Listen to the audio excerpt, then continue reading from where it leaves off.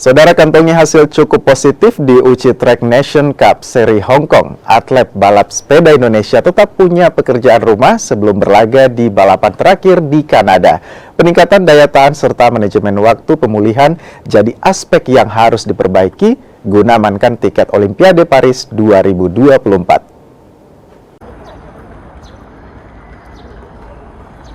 Atlet balap sepeda Indonesia Bernard Van Aert dan Terry Yuda tampil cukup positif di ajang UCI Track Nations Cup seri Hong Kong.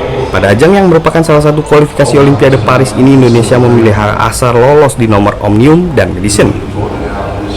Di nomor Omnium, Bernard berhasil menaikkan rankingnya ke urutan 18 kualifikasi Olimpiade, sementara Bernard dan Terry di nomor Madison juga berhasil menambah poin usai menembus final. Kendati demikian, sejumlah aspek menjadi catatan evaluasi penampilan Bernard dan Terry. Di antaranya peningkatan daya tahan serta manajemen waktu pemulihan.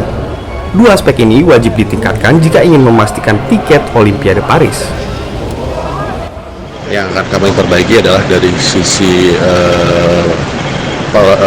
endurance untuk bisa bertahan di nomor Madison terutama ya.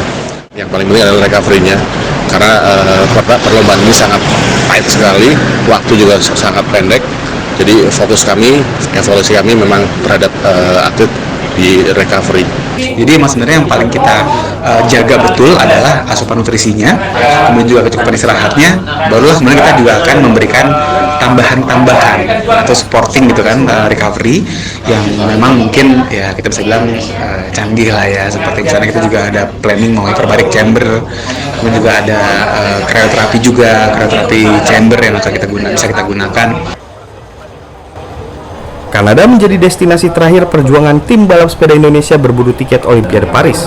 Pada balapan yang digelar 12 hingga 14 April, Bernard dan Terry wajib tampil all out demi amankan posisi.